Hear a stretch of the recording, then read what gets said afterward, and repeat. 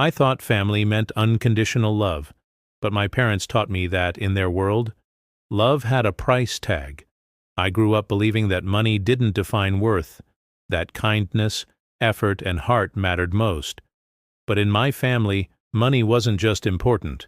It was everything. My parents weren't rich by birth but by ambition. My father was a real estate agent who clawed his way into wealth. My mother ran a boutique that catered to people she once envied. And me? I was their only child, the one they dressed up to look perfect in family photos, but never really saw beyond appearances. They sent me to the best schools, gave me the newest gadgets, and told everyone how proud they were. But the truth was, their pride depended on my success. Not the kind of success that comes from being good-hearted, but the kind that sparkles on social media. When I turned 22, I made a decision that changed everything. Instead of joining my father's company, I started my own small business. A coffee shop. It wasn't fancy, it wasn't glamorous, but it was mine. And for the first time, I felt alive. I worked 12-hour shifts, brewed coffee for strangers, and smiled at people who treated me like I mattered. I didn't make much, but every dollar felt earned. My parents, though, they didn't see it that way. At first, they laughed. My mother said, "Oh, honey, it's just a phase. You'll come to your senses." My father said, "When you get tired of being poor, you'll call me." I thought they were joking, but months passed, and their voices grew colder each time I visited. Then one night, they called me home. I remember that dinner vividly. The table was set like a celebration. Candles, wine, expensive plates. But there was something in the air. A strange tension. Halfway through the meal, my father put down his fork and said, "So, are you done playing barista yet?" I smiled nervously. "Dad, it's going well, He interrupted. "Going well? You call making minimum wage going well? You're embarrassing us." My mother sighed dramatically. "You have no idea how people talk about us, darling. They say our son gave up a golden life to sell coffee." I felt my chest tighten. I'd expected criticism, but not cruelty. "I'm happy, Mom," I said softly. "Isn't that what matters?" Her eyes turned sharp. "No, what matters is stability, respect, money." Then my father looked me dead in the eye and said words I'll never forget. "If you insist on living like this, don't expect our help. Or our name." I thought he was bluffing, but he wasn't. Within weeks, they stopped calling. My name disappeared from family events, business websites, even relatives' conversations. I was invisible. They sold the apartment I grew up in and moved to a bigger house. When I showed up to see them one last time, my mother opened the door halfway. She said, "Please don't come here again. You've made your choice." And then she closed the door, right in my face. I walked back through the rain that night, carrying nothing but my pride and the echo of her words. I didn't cry. I just promised myself one day I'd make something of myself, not to prove them wrong, but to prove that worth isn't measured by a bank account. Years passed. The business struggled at first, but I refused to quit. I slept in the back room, ate leftover pastries, worked weekends. Slowly, things changed. One loyal customer turned into 10, 10 turned into 100, and one day, a food blogger posted about my shop. Overnight, everything changed. We became one of the city's top-rated cafes. Magazines wanted interviews. Local TV called, investors showed up, and for the first time in my life, I didn't feel like the failure they said I was. I remember the first time I looked at my own name on the cafe's signboard. It wasn't about revenge, it was about peace. I finally had what I always wanted, not money, but meaning. Then one evening, as the sun set and I was closing up the shop, I heard a knock at the door. I turned around and froze. Standing there were two faces I hadn't seen in years. My parents. My mother's eyes were tired. My father's pride looked broken, and for a moment I couldn't speak. They were the ones who once said I wasn't good enough. Now they stood in front of me, the same people who had thrown me away, and they were the ones knocking. For a few seconds, no one said anything. The sound of rain outside filled the silence between us. It felt like time had frozen.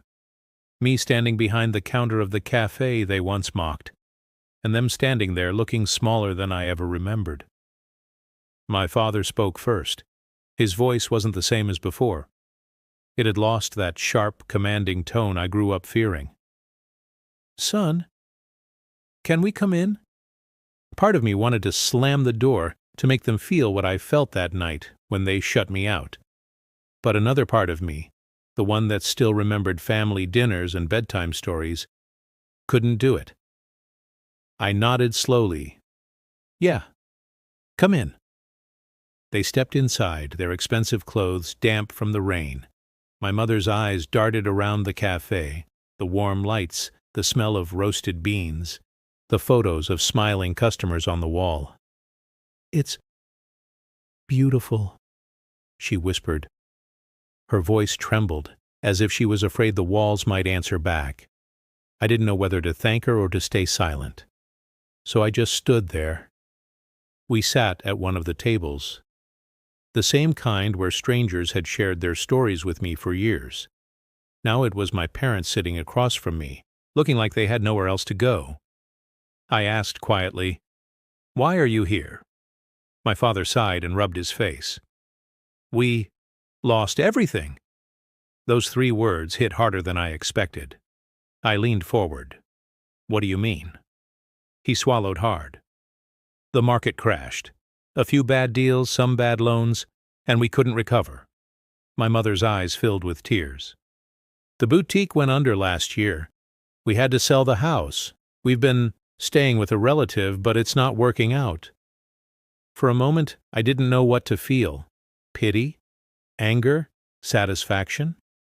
All I could think was, the same people who threw me out for being poor were now here because they were poor. I tried to keep my voice steady. "So, now you need me?" My father looked up sharply. "It's not like that." I let out a small, bitter laugh. "No, because it sure feels like that." My mother reached across the table. "Please don't talk to us like this. We made mistakes, we know, but we're still your parents." Her words cut through me. Still your parents, the same parents who said I wasn't welcome in their lives unless I became who they wanted me to be. I took a deep breath and said quietly, "When I came to see you after opening this place, you closed the door on me. Do you remember that?" My mother's face turned pale. She nodded silently. "And now, here we are. The same door, different side." She started crying softly, and my father just sat there staring at the floor. For a while, no one spoke. The cafe clock ticked loudly in the background, each second stretching the silence. Then I said something I didn't plan to. "You taught me that love is conditional, that if I wasn't successful, I wasn't worthy. Do you have any idea what that did to me?" My father opened his mouth, but I stopped him. "I spent years thinking I wasn't enough. Not for you, not for anyone. Every failure felt like proof that you were right. But you weren't." My voice cracked.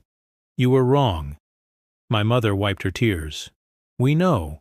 We were proud, foolish. We thought money meant respect. But when we lost it, no one stayed. Not friends, not business partners. Only silence. For the first time, I saw something real in her eyes. Not vanity, not judgment, but regret." Then my father whispered, "I wanted to reach out sooner, but I was ashamed." He looked up, and I saw it. That same pride that once destroyed us, now shattered into pieces. I didn't know what to say. The part of me that longed for revenge wanted to watch them beg. But the part of me that had built this cafe from nothing, the part that learned forgiveness the hard way, just felt tired. Finally, I stood up and said, "I don't hate you. I don't want revenge. But you need to understand. I'm not the same person you left behind." They both looked at me with silent relief and guilt mixed together. I walked to the counter, poured 2 cups of coffee, and placed them in front of them. "Drink," I said softly. It's on the house. They both stared at the cups, and for the first time in my life, my father said the words I'd been waiting to hear for years. I'm proud of you. It should have made me happy. But instead, it just hurt. Because now that I'd finally earned their pride, it no longer mattered to me. I smiled faintly and said, "You should have said that when I needed it most." And with that, I walked away. That night after they left, I sat alone in the empty cafe, staring at the door they'd just walked through. It felt strange. After all those years of silence, it ended with coffee and apologies. But something inside me still felt unsettled. Forgiveness. Isn't that simple? You can't just erase the years someone made you feel worthless with one conversation. Still, I couldn't sleep that night. Their faces kept flashing in my mind. Tired, broken, human. I had spent years imagining this moment, them crawling back, and me standing tall. But now that it had actually happened, it didn't feel like victory. It felt empty. The next morning, my manager handed me an envelope. "Someone dropped this off for you last night after closing," she said. It was cream-colored, with my name written in my father's handwriting, neat and deliberate. I opened it and found a note. "Son, I know words can't undo the past, but I want to make things right. Meet us tomorrow at the old family property. There's something you need to know. Dad." I read it 3 times. Something I need to know? What could they possibly have left to tell me? A part of me didn't want to go, but another part, the one that still wanted answers, couldn't resist. The next day I drove to the old house I grew up in. The gate was rusty, the garden overgrown. It looked abandoned, like a ghost from another life. My parents were already there, standing by the porch. They looked nervous, almost like they didn't know where to begin. My father gestured for me to sit. "Before we sold the house," he said, "we found something. Something that belongs to you." He pulled out a small wooden box and placed it on the table between us. It looked old, carved with my initials. I frowned. "What is this?" My mother smiled faintly. "You made that box when you were 10, for your little inventions, remember?" I opened it slowly. Inside were a few faded photos, an old drawing of my cafe dream, and a letter, unopened, yellowed by time. I unfolded it carefully. The letter was addressed to me but signed by them. "To our son, we may not always understand your dreams, but know that we love you more than anything. No amount of money or success will ever change that." My hands trembled. "When did you write this?" My mother's eyes glistened. "The night you left home for college. We meant to give it to you, but your father and I argued. He thought you'd come back anyway. And when you didn't," her voice broke, "we got lost in our pride." My father lowered his head. By the time we realized how far we'd gone, it was too late. For the first time, I saw the full picture. They hadn't just been cruel. They were broken people, trapped in their own need for validation. They loved me, but they didn't know how to show it. Still, that didn't erase the pain they caused. Love without respect isn't love. I closed the box and said quietly, "I appreciate this, but a letter doesn't fix the years you weren't there." My father nodded slowly. "I know. That's why I wanted to make another offer." He reached into his coat pocket and pulled out a set of keys. "These belong to the small property we still have left. It's not much, but I want you to have it, to rebuild what we broke." I looked at the keys in silence. A part of me was touched, but another part couldn't help thinking, are they doing this out of guilt, or because they need something from me? I met my father's eyes. "Why now?" He hesitated, then said, "Because we're old, and we don't have anyone else left." The words hit harder than I expected. All my life, they'd had everyone. Friends, money, status. Now, all they had was me. I didn't take the keys that day. Instead, I said softly, "Let me think about it." Then I left. Driving back, I felt an ache I couldn't name. It wasn't hate anymore. It was sadness for what we could have been if love hadn't come with conditions. That night I stood outside the cafe again. The sign glowed softly in the dark, my name shining above the door they once closed on me. I whispered to myself, I built this life without them, but maybe it's time to decide whether to keep them out forever. And deep down, I knew. The real test wasn't whether I could succeed without them. It was whether I could forgive them now that I finally didn't need them. The next few weeks passed like a blur. I threw myself into work, trying to lose myself in the familiar rhythm of the cafe, the smell of roasted beans, the chatter of customers, the hum of the espresso machine. But no matter how busy I kept, my mind kept circling back to that moment.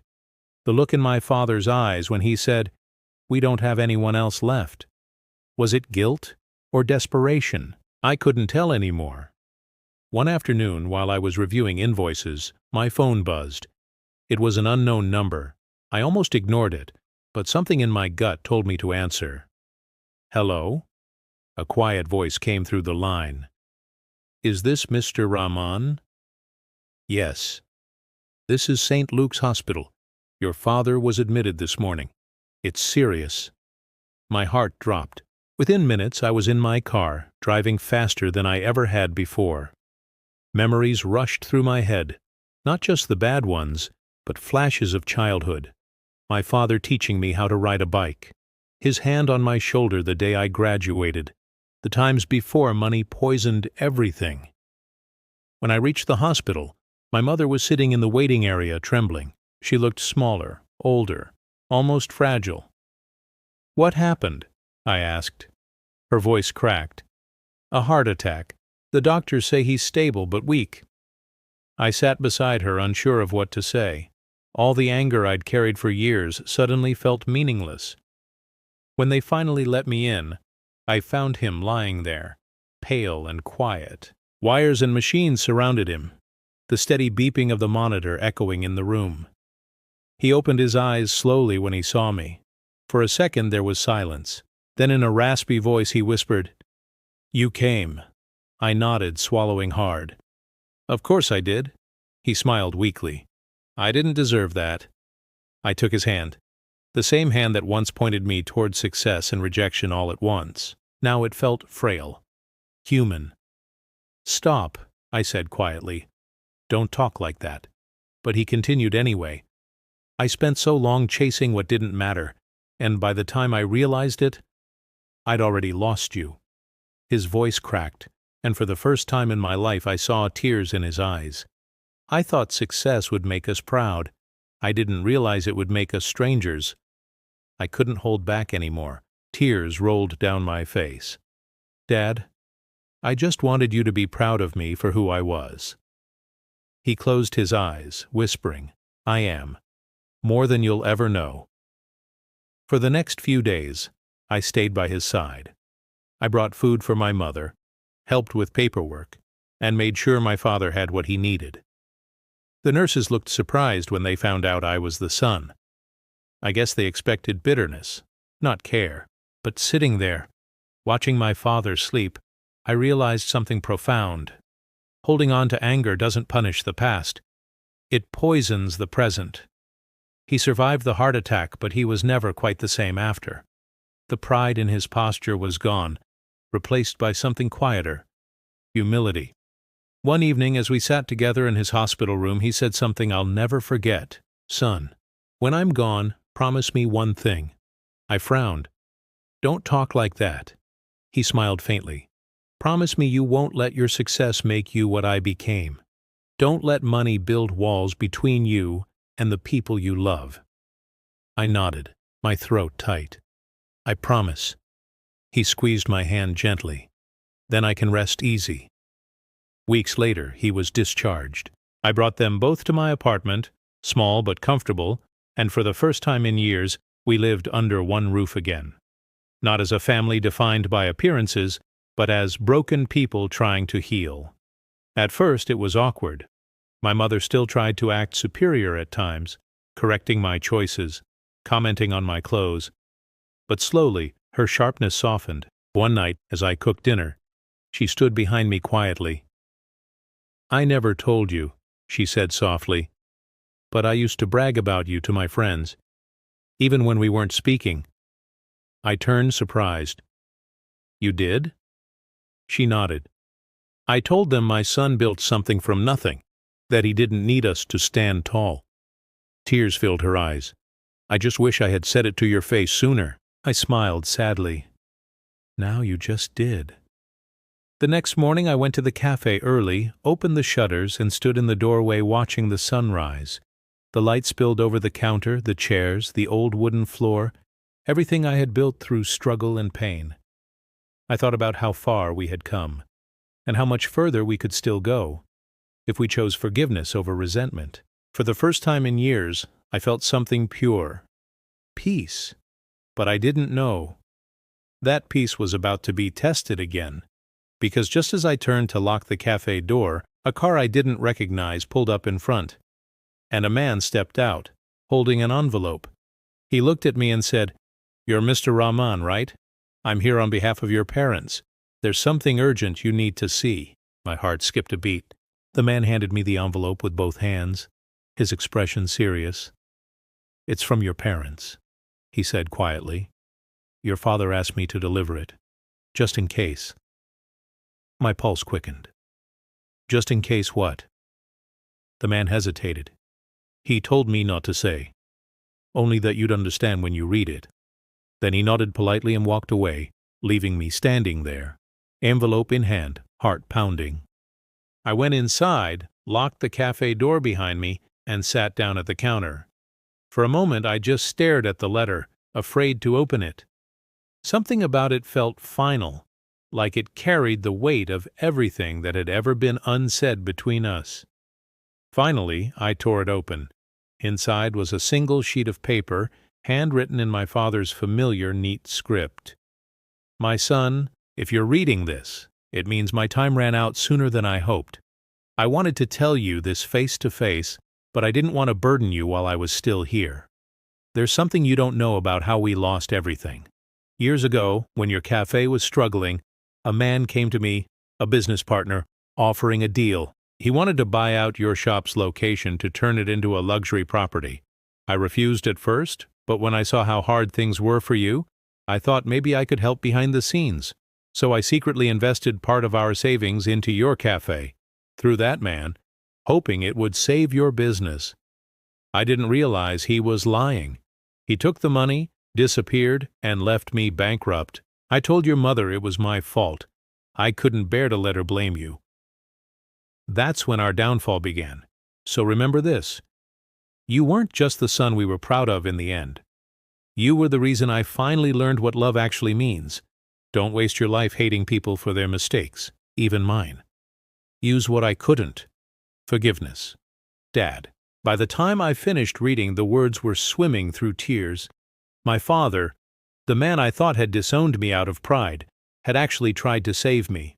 All these years I believed he'd abandoned me for money, but in reality, he'd lost everything trying to protect me. I felt like the air had been punched out of my lungs. I just sat there, silent, stunned, the letter trembling in my hands. A memory flashed in my mind. The day he told me, "If you insist on living like this, don't expect our help." Now I wondered if that wasn't pride at all, but guilt. The guilt of knowing he was already risking everything for me, in secret. That night I drove straight to my parents' apartment. My mother opened the door, eyes red, holding a tissue. Before I could say anything, she whispered, "He's gone." My chest tightened. "He passed away in his sleep," she said softly, peacefully. I didn't speak, I just held her. For the first time since childhood, we both cried together, not as a mother and son who once judged and resented each other, but as two people grieving the same man in different ways. After the tears faded, I showed her the letter. She read it slowly, her hands trembling. When she finished, she whispered, "I never knew. He didn't tell me the truth." I nodded. "He didn't want you to blame me." She broke down again, this time clutching the letter like it was a piece of him she couldn't let go of. Over the next few days, I handled the funeral arrangements. It wasn't fancy, just a small gathering of close friends and a few relatives. But as I stood there, looking at the coffin, I realized something. My father had lived and died trying to make things right. And though he never got the chance to say all the words I needed to hear, he'd said the one thing that mattered most: forgive. After the ceremony, my mother moved in with me for a while. She helped at the cafe sometimes, serving customers, folding napkins, chatting with the regulars. Every now and then she'd smile and say, "Your father would have loved this place." One afternoon, as we closed up, she handed me a small package wrapped in brown paper. "I found this in his drawer," she said. "He wanted you to have it." Inside was a framed photo, me as a child sitting on my dad's shoulders, both of us laughing. On the back, in his handwriting, were 4 words: "My greatest investment ever." I couldn't stop the tears this time. That night I placed the photo on the cafe counter, right next to the register. Every customer who came in after that saw it, and though they didn't know the story behind it, they always said it made the place feel warmer. I'd built this cafe to prove my worth. But now, it stood for something greater. For second chances. For growth. For love that learns too late, but still means something. As I locked the door that night, I whispered quietly, "I forgive you, Dad." And for the first time in my life, I felt like the story wasn't about revenge anymore. It was about redemption. A few months passed after my father's death. The world didn't stop. The cafe still buzzed every morning. People still came and went. But something inside me had changed. For the first time in years, I didn't feel like I was chasing anything. Not approval, not revenge, not validation. Just peace. I used to think success was about proving people wrong. Now I understood. Real success is about healing what was broken and learning to love yourself even when others couldn't. My mother stayed with me longer than she'd planned. We found a new rhythm. She'd wake up early, help with the morning crowd, and sometimes sit by the window just watching people laugh and talk. She told me once, "You know, your father would have loved to sit here and see you like this, doing what you love." I smiled softly. "He does, Mom. In a way, he's here." She looked at the photo of him on the counter and nodded with teary eyes. Every now and then, I'd catch her talking to that photo quietly, telling him about the cafe's new menu, about my latest community event, or about how proud she finally was. Those were the moments that reminded me, forgiveness doesn't erase the past, but it changes the weight of it. As time went on, something unexpected happened. The cafe started to attract more than just customers. It became a kind of refuge. People came not just for coffee, but to talk, to find comfort, to share stories of loss, love, and redemption. It became a place where broken hearts could rest, just like mine once did. I started keeping a small notebook on the counter, titled "Letters to the Lost." Customers could write something to someone they missed, someone they never got to forgive, or someone they still loved from afar. Within weeks, the notebook was full. Strangers poured out their souls to parents, siblings, friends, and lovers they'd lost. One night, as I read through the pages, I realized something profound. Every story, every pain, every regret came back to the same truth. People just wanted to be seen, to be loved without condition. That was the one thing my father had failed to do when I was young, and the one thing I vowed to do better. A year later, the cafe celebrated its 5th anniversary. We hosted a small event: music, laughter, stories. The air was filled with warmth and nostalgia. Toward the end of the night, I stood up to give a short speech. My mother was in the front row, holding the framed photo of my father. I took a deep breath and began. 5 years ago, I opened this cafe with nothing but a dream and a promise. A promise that I'd build something meaningful. Back then, I thought that meant proving everyone wrong. But now, I know it means something else. It means creating a space where people feel seen, where love isn't measured by money or status. It means forgiveness. I paused, looking at my mother, and the photo she held. My father once said love can't be bought. He learned it too late, but I'm grateful he learned it at all. This cafe isn't just mine. It's his legacy, too. There was a hush in the room, followed by soft applause. And for the first time, I felt peace, not just in my heart, but in the silence that followed. Later that night, after everyone left, I sat alone with a cup of coffee. Just me, the quiet, and the photo. The cafe lights reflected softly off the glass frame. I whispered, "Dad, we did it." Not the way we planned, but the way we needed to. A single tear slid down my cheek. Not of pain, but release. I finally understood that forgiveness isn't about forgetting what they did. It's about freeing yourself from carrying it forever. As I turned off the lights and locked the door, the neon sign above the entrance flickered softly. Home Brew Cafe. Home. That word finally meant something again. Not a mansion filled with silence, not a family built on pride, but a place born from love, loss, and forgiveness. And in that quiet moment, I smiled to myself and whispered one last time, "Thank you for knocking on that door when you did."